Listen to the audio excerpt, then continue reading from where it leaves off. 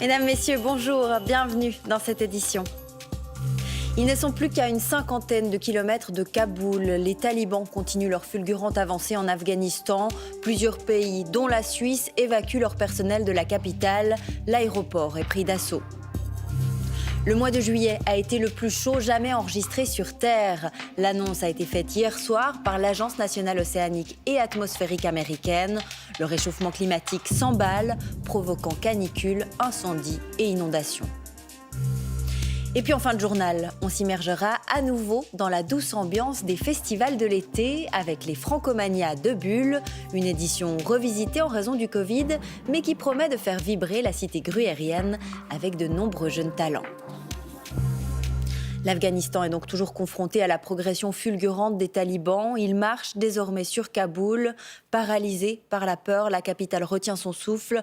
Washington, plusieurs pays européens et la Suisse ont commencé à évacuer leurs ressortissants et collaborateurs. Abraham Ziziadis.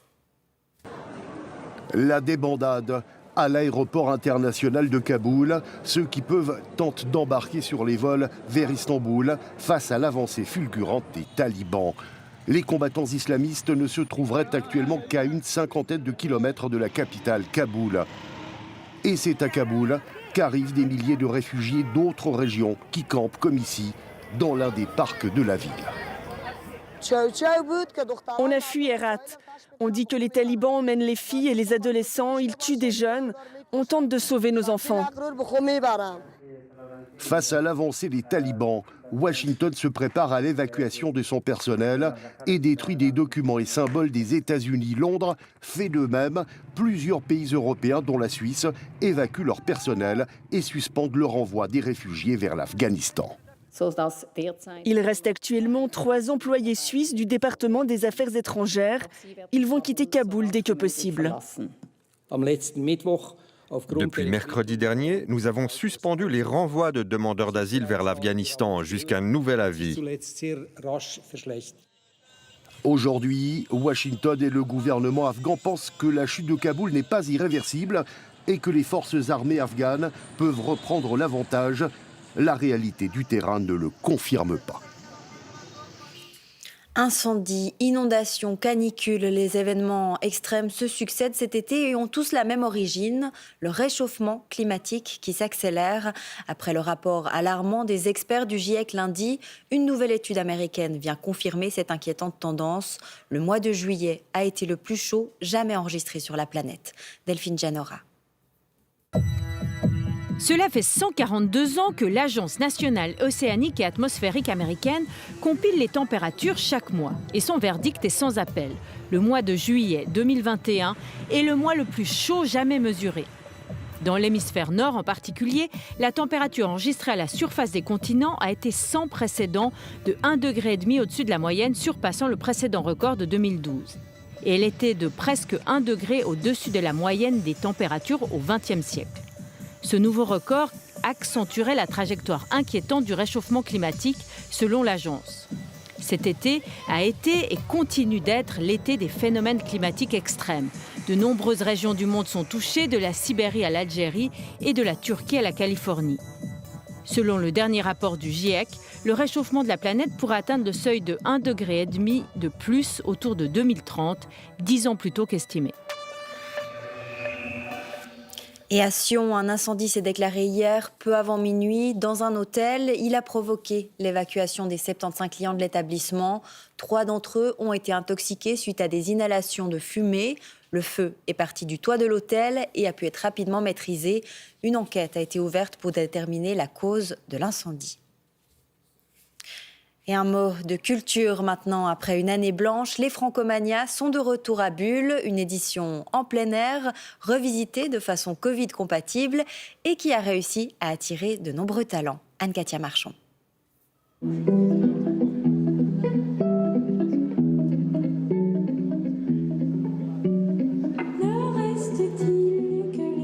Les Francomania 2021, un festival presque normal. Sur les 3 scènes habituelles, seule une a été abandonnée. L'hôtel de ville qui est à l'intérieur, c'était un peu trop risqué de proposer des concerts en intérieur, vu que les restrictions en intérieur sont bien plus sévères. Donc deux scènes. Celle-ci, qui propose vraiment une super programmation, et également donc plus découverte sur la place du marché, plus populaire, de la musique beaucoup plus entraînante. Avec une scène payante en moins, le festival croise les doigts pour que sa nouvelle formule soit rentable. On ne maîtrise pas le budget cette année comme les autres années. Il y a plein d'inconnus, en fait, que ce soit au niveau des revenus ou au niveau des coûts supplémentaires dus aux restrictions. Côté programmation, le festival a su attirer dans ses filets des artistes de haut vol, dont plusieurs lauréats d'une victoire de la musique. Ça n'a pas été plus facile au niveau des négociations. Par contre, ça s'est débloqué plus vite. C'est-à-dire que les confirmations sont arrivées beaucoup plus vite. Et ça, je crois que c'est clairement du fait qu'il y avait moins d'événements qui étaient proposés cette année. Actuellement, le festival se limite à la cour du château. Il se déploiera dans le centre-ville dès le 25 et jusqu'au 28 août.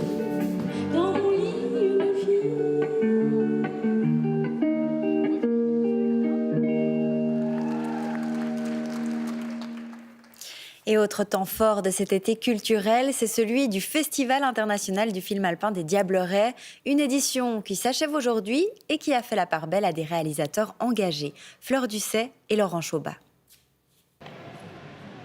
Renoncer quelques heures à cette magnifique météo et se calfeutrer dans un fauteuil de cinéma. La jungle, c'est pas un endroit pour faire de la marche.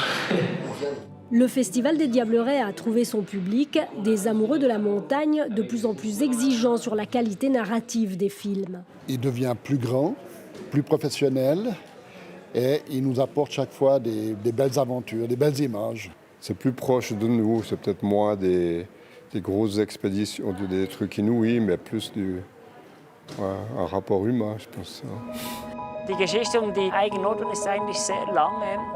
Le point commun des films projetés, c'est sans doute chercher à comprendre pourquoi l'homme veut si profondément gravir les sommets. Cette année, le festival met à l'honneur l'Himalaya et le Népal, où les Sherpas sont en train d'inverser les rapports de force avec les Occidentaux. Plusieurs documentaires contiennent d'ailleurs des messages clairs. Il y a peut-être certaines fois plus d'engagement. On voit aussi la face cachée de certaines pratiques de l'alpinisme. Et globalement, c'est un melting pot de belles images, de rencontres, d'expériences, d'engagement. Certaines fois, les émotions sont très très fortes. À travers l'écran, les protagonistes se livrent. C'est un projet qui présente leurs ambitions, leurs rêves de sommet, leurs échecs également. Les montagnards ont un peu cette image de taiseux, de tradition. Mais en fait, c'est pas vrai. Le montagnard, il est même forcé, on le voit avec le réchauffement climatique, il est forcé à innover. C'est vrai avec les générations d'alpinistes qui chaque fois vont plus loin. C'est vrai même avec les générations de réalisateurs. Contrairement aux apparences, la montagne n'est pas un lieu où tout est stable, c'est un lieu d'innovation. Le festival crée à chaque édition une belle passerelle entre un public montagnard et citadin. Et on va terminer ce journal avec un phénomène spectaculaire qui se produit chaque été dans l'océan. La Sardine Run, une des plus grandes migrations du règne animal, voit chaque année des millions de sardines se déplacer le long des côtes africaines. Un événement hors du commun qui attire touristes et prédateurs. Emilien Guidoni. Ne vous fiez pas à leur nage tranquille. Ces dauphins sont en chasse. Mais que poursuivent-ils ? Ces touristes avides de sensations fortes ne vont pas tarder à le découvrir. À quelques kilomètres des côtes sud-africaines se trouve le trésor tant convoité par ces cétacés. Pour l'apercevoir, il faut un peu se mouiller. Un immense banc de sardines. Ce n'est qu'une petite partie du phénomène fantastique qui se déroule ici. Chaque année, entre mai et juillet, des millions de ces poissons migrent le long de la côte est de l'Afrique. C'est la Sardine Run, une aubaine pour tous les prédateurs marins. Alors on a repéré un peu d'action, droit devant, des signes qu'il pourrait y avoir une boule d'appât, beaucoup de dauphins, des oiseaux qui plongent. C'est 1 kilomètre environ. En plus des dauphins et des oiseaux, des requins se lancent aussi à l'assaut du banc de poissons. Un chaos qui n'en a que l'apparence. C'est en fait une mortelle chorégraphie où les prédateurs travaillent ensemble. les sardines sont décimées en seulement quelques minutes. Les sardines essayent toujours de retourner vers le fond pour se protéger. Elles vont vers le bas. Et c'est là que les requins interviennent. Ils sont en dessous et leur bloquent la route. Gary Snodgrass est un habitué de ce spectacle. Chaque année, il emmène quelques touristes chanceux l'observer avec lui. Et encore une fois, ils en ont pris plein la vue. C'était incroyable. Et le requin ne nous a pas mordus. Ça, c'était la cerise sur le gâteau. Mais on a eu très peur, hein. Très peur. Pendant que les spectateurs s'extasient, les prédateurs repus sont partis. Seuls flottent dans l'eau les écailles des poissons dévorés. C'est la fin de ce journal. Tout de suite, la météo de Stéphane Thiebaud, suivi d'un documentaire plutôt insolite sur des chiens argoviens engagés dans la lutte contre les braconniers au Congo. Quant à nous, on se retrouve ce soir pour le 19h30. Très bel après-midi à vous.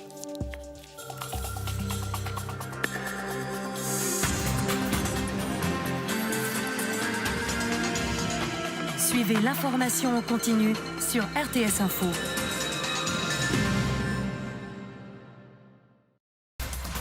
Vous informer, une priorité plus que jamais. Pour vous, l'actualité en tout temps avec la RTS Info et Play RTS.